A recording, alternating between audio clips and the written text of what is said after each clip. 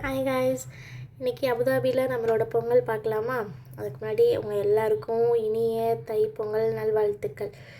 காலையில் பொங்கலுக்காக சீக்கிரமே எங்கள் அபுதாபியில் 4-6 இப்போது பயங்கர குளிர் இருந்தாலும் நம்ம பொங்கல் வைக்க போகிறோம்னு குளிரை தாங்காமல் குளிச்சுட்டு வந்துட்டு நம்ம பச்சரிசி மாவு பாரம்பரிய முறைப்படி பொங்கலுங்கிறதுனால பச்சரிசி மாவு எடுத்து கோலத்தை போட்டு அதில் பொங்கப்பானை வச்சு கரும்பு வச்சு இந்த பக்கம் அதில் இனிய பொங்கல் நல்வாழ்த்துக்கள்னு டைல்ஸில் எழுதிட்டு பொங்கலுக்கு தேவையானதுக்காக நாங்கள் அல்மராய் பால் வாங்கிட்டு வந்து ஃபஸ்ட்டு பாத்திரத்தில் பாலை ஊற்றிட்டு சக்கரை பொங்கலுக்கு பாலையும் வெண்பொங்கலுக்குள்ள பானையிலையும் ஃபஸ்ட்டு பாலை ஊற்றிட்டு அதுக்கப்புறம் நம்ம அரிசி ஒரு தடவை களைஞ்சிட்டு மறு தண்ணியை வந்து எடுத்து அதில் ஊற்றிட்டு இந்த பானையிலையும் ஊற்றிட்டு அந்த பானையிலையும் ஊற்றிட்டு அப்புறம் அப்படியும் 3 கிளாஸ் வாட்டர் வந்து நம்மளோட நார்மல் வாட்டரை ஊற்றிட்டு கொஞ்சம் நேரம் அதை கொதிக்க வச்சிருந்தோம்.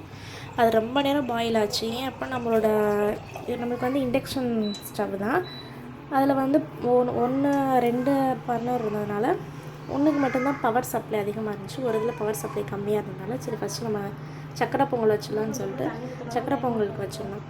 ஒரு 15 நிமிஷத்துலேயே சக்கரை பொங்கல் நல்லா கொதிக்க ஆரம்பிச்சிருச்சு. பொங்கலோ பொங்கல் பொங்கலோ பொங்கல் பொங்கலோ பொங்கல் அப்படின்னு சொன்னோம். நம்ம ஊரில் சொல்கிற மாதிரி பட்டி பழுக பழுக பால் பானை பொங்க பொங்க ஸ்ரீதேவி வீட்டுக்கு வர மூதேவி முறிஞ்சு ஓட அப்படின்ட்டு சொல்லிட்டு பொங்கலோ பொங்கல் பொங்கலோ பொங்கல்னு சொன்னோம்.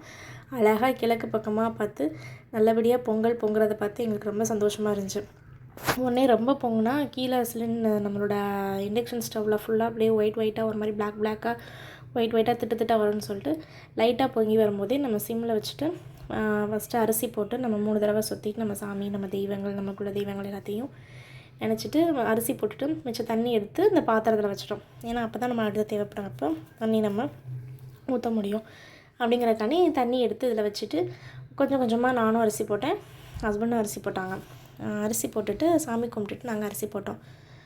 நம்மளோட பச்சரிசியும் பாசிப்பருப்பும் கலந்த அரிசியை நாங்கள் வந்து போட்டுட்டு ஒரு 10 நிமிஷம் வரை அது அடிப்பிடிக்கக்கூடாது அப்படிங்கிறதுக்காண்டி கிண்டிகிட்டே இருந்தோம். அது நல்லா வெந்து வந்துருச்சு. நல்லா ஒரு வெந்து நல்ல பதத்துக்கு வர ஆரம்பிச்சிருச்சு. அது அந்த பதத்தை பார்த்தோன்னே எங்களுக்கு ரொம்ப சந்தோஷமாக இருந்துச்சு. ஏன்னா ஒரு பொங்கலுக்கான எல்லா நோக்கமும் அது கொண்டு வந்துருச்சு. அப்புறம் ஓகே, நம்மளுக்கு பொங்கல் நல்லா பொங்கி வந்துருச்சு. பொங்கி வந்துட்டு இருக்கும்போதே நம்மளுக்கு நான் வந்து 250 கிராம் அரிசி எடுத்ததுனால நான் 500 கிராம் வெல்லம் போட்டேன்.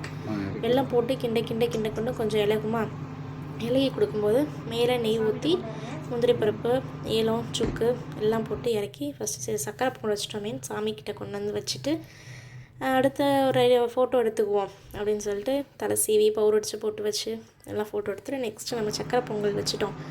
இனி அடுத்து நம்ம வெண்பொங்கல் வைக்கலான்னு சொல்லிட்டு அடுத்து வெண்பொங்கல் வைக்கிறதுக்கு போயிடும்.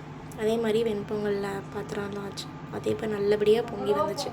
திருப்பி பட்டி பழுக பழுக பால் பானை பொங்க ஸ்ரீதேவி வீட்டுக்கு வர மூதேவி முறிஞ்சு ஓட அப்படின்னு சொல்லிட்டு பொங்கல் பொங்கிடுச்சு. அந்த பொங்கல் பார்க்குறப்ப நமக்கு தான் சந்தோஷமாக இருக்குமே. அதே மாதிரி அந்த பொங்கல் பண்ண மாதிரி இதே மாதிரி அரிசி பாசிப்பருப்பு கலந்து 3 தடவை சாமியை நினச்சி சுற்றிட்டு திருப்பி உள்ளே போட்டாச்சு.